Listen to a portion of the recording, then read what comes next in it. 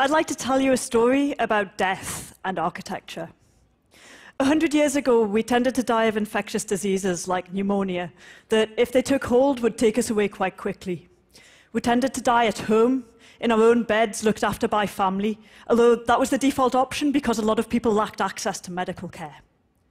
And then in the 20th century, a lot of things changed. We developed new medicines like penicillin so we could treat those infectious diseases. New medical technologies like X-ray machines were invented, and because they were so big and expensive, we needed large centralized buildings to keep them in, and they became our modern hospitals. After the Second World War, a lot of countries set up universal healthcare systems so that everyone who needed treatment could get it. The result was that lifespans extended from about 45 at the start of the century to almost double that today. The 20th century was this time of huge optimism about what science could offer. But with all of the focus on life, death was forgotten, even as our approach to death changed dramatically. Now, I'm an architect, and for the past year and a half, I've been looking at these changes and at what they mean for architecture related to death and dying. We now tend to die of cancer and heart disease, and what that means is that many of us will have a long period of chronic illness at the end of our lives. During that period, we're likely to spend a lot of time in hospitals and hospices and care homes. Now, we've all been in a modern hospital. You know those fluorescent lights and the endless corridors and those rows of uncomfortable chairs. Hospital architecture has earned its bad reputation. But the surprising thing is, it wasn't always like this.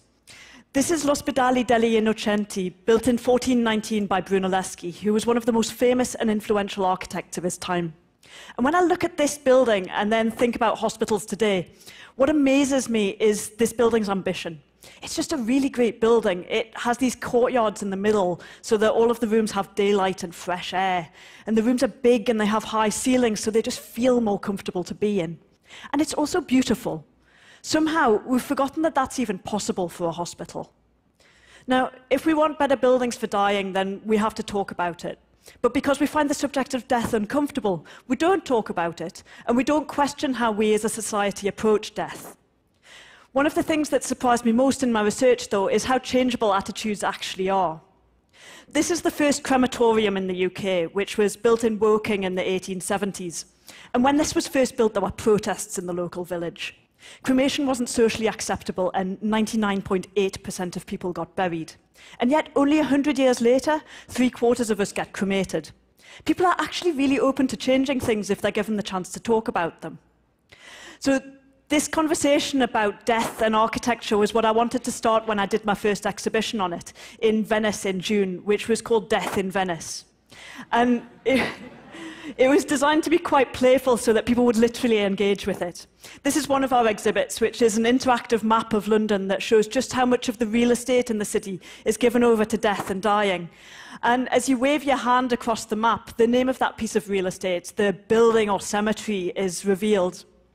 Another of our exhibits was a series of postcards that people could take away with them. And they showed people's homes and hospitals and cemeteries and mortuaries. And they tell the story of the different spaces that we pass through on either side of death. We wanted to show that where we die is a key part of how we die. Now, the strangest thing was the way that visitors reacted to the exhibition, especially the audio-visual works. We had people dancing and running and jumping as they tried to activate the exhibits in different ways. And at a certain point, they would kind of stop and remember that they were in an exhibition about death and that maybe that's not how you're supposed to act. But actually, I would question whether there is one way that you're supposed to act around death. And if there's not, I'd ask you to think about what you think a good death is and what you think that architecture that supports a good death might be like. And mightn't it be a little less like this and a little more like this? Thank you.